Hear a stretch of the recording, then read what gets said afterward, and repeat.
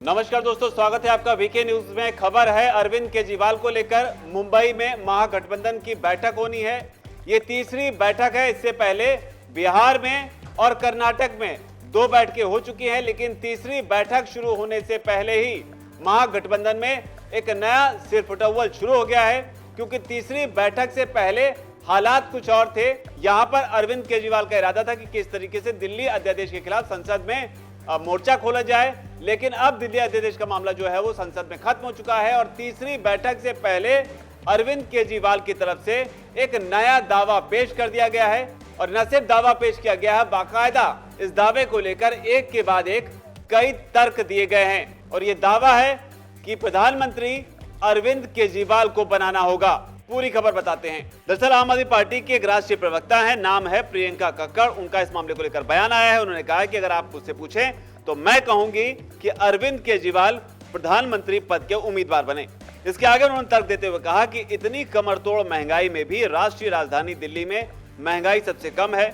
मुफ्त पानी, मुफ्त शिक्षा, मुफ्त बिजली, महिलाओं के लिए मुफ्त बस यात्रा, बुजुर्गों के लिए मुफ्त तीर्थ यात्रा, फिर भी सरप्लस बजट पेश किया गया है। कक्कड़ ने आगे कहा, अरविंद केजरीवाल लगातार लोगों के मुद्दे उठाते हैं और प्रधानमंत्री नरेंद्र मोदी के आगे चैलेंजर के रूप में उभरे हैं, चाहे वो उनकी डिग्री का मामला हो या कुछ और। अरविंद केजरीवाल मुखर होकर बात रखते हैं।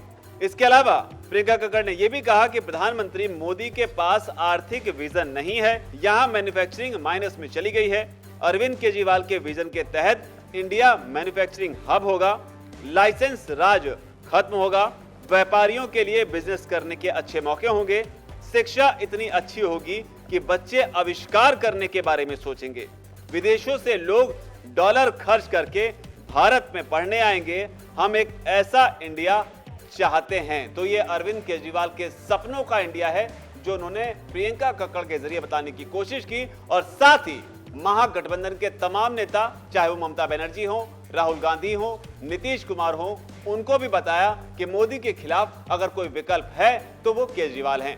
लेकिन अब केजरीवाल की पार्टी की तरफ से पीएम पद को लेकर आए इस दावे पर बाकी के नेता या बाकी की पार्टियां किस तरीके से रिएक्ट करेंगी, उसका इंतजार होगा, क्योंकि मुंबई में एक अहम बैठक होनी और माना जा रहा है कि इस बैठक में लोगों से लेकर, स्लोगन से लेकर, फ्लैग से लेकर कई सारी चीजें लॉन्च होनी है और यहीं पर संयोजक का भी ऐलान किया जाएगा। हालांकि नीतीश कुमार खुद को प्रधानमंत्री पद का दावेदार नहीं मानते हैं, लेकिन जिस तरह के बयान वो देते हैं उससे ये पता चलता है कि बिहार में मुख्यमंत्री बनने से पहले भी वो हूबहू इसी तरह के बयान दिया करते थे। उधर कांग्रेस पार्टी की ओर से भी राहुल गांधी को प्रधानमंत्री बनाने को लेकर बातें आती हैं।